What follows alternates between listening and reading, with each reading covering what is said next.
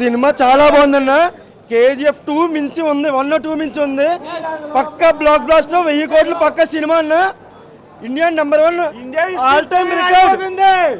Rebel star Prabhas, pan India star మళ్ళీ ప్రభాస్ అని prove చేసుకున్నాడు ఈ సినిమా తోటి. 3 ఫ్లాపులకి ఈ సినిమా సమాధానం చెప్తుంది. 1000 కోట్లు పక్కా కొడుతుంది. ఈ ఇయర్ ఇదే highest gross of the year అవుతుంది. పాన్ ఇండియా స్టార్ ప్రభాస్ ఒక్కడే ఇండియాకి రారాజు, ప్రభాస్ రాజు.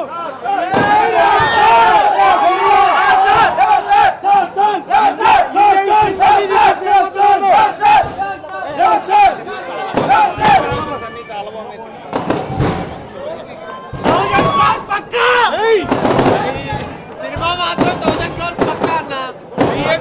విజువల్స్ డైరెక్షన్ మాత్రం ప్రశాంత్ ని పిచ్చెక్కిచ్చారు.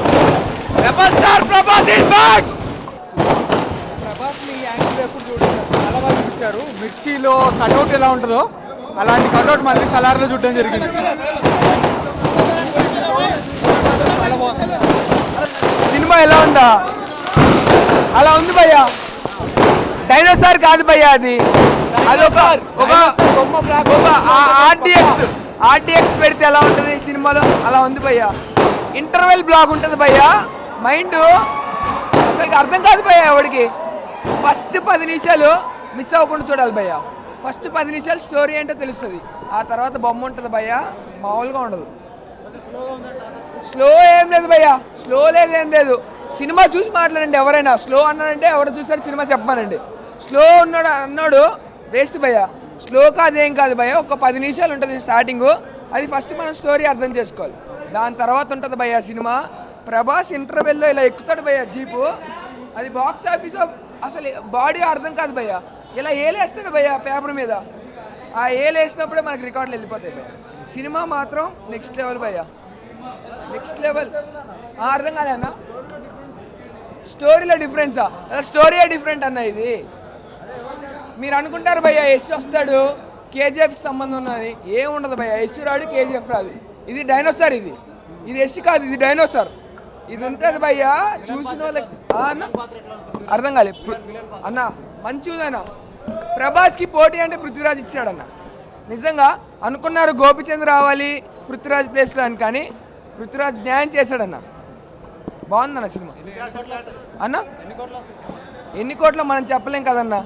కానీ సినిమా ఫ్యాన్స్, కల్ట్ ఫ్యాన్స్ ఎవరు ఉంటారో వాళ్ళకి మాత్రం వెళ్ళి సినిమా చూసిన వాళ్ళు ప్రశాంతంగా పడుకుంటారు భయ్య.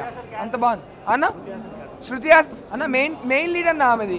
ఇప్పుడు వచ్చే సినిమాల్లో హీరోయిన్కి అంత లీడ్ లేదు, కానీ ఇప్పుడు ఈ హీరోయిన్ది మెయిన్ లీడ్. అసలు స్టోరీ పరిచయం అయ్యేది ఈమె వల్ల. సినిమా మాత్రం ఉంది భయ్య. అసలు ఇంటర్వెల్ చూసిన వాళ్ళు నెక్స్ట్ నిద్రపోరు భయ్య. అట్లుంది సినిమా భయ్య. ఈ సినిమా కేజీఎఫ్ 1 2 కన్నా చాలా బాగుంది. ప్రశాంత్ నీల్ గారి డైరెక్షన్ అయితే మనకి క్లియర్గా అర్థమైంది. కాకపోతే ప్రభాస్ బాహుబలి హీరో కాబట్టి రెండూ కలిపి 2000 కోట్లు కన్ఫామ్గా కొడతాడు. ఫస్ట్ రోజు 200 కోట్లు వస్తుందన్న. ఫస్ట్ వీక్ 500 crores, 1000 crores పక్క బ్లాక్ బ్లాస్టర్. ఈ సినిమా మా హేమావుడు ప్రభాస్ అనే హీరో అవటం మాకు చాలా గర్వించదగ్గ విషయం.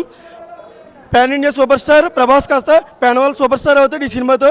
ఖచ్చితంగా ఈ సినిమా అన్ని రికార్డులు బ్రేక్ చేస్తుందని కోరుకుంటున్నాము. సినిమా మొత్తానికి ఇంటర్వెల్ చాలన్నా. ఆ ఇంటర్వెల్లో బాహుబలి 2లో కూడా ఎక్స్పెక్ట్ చేయలేదు.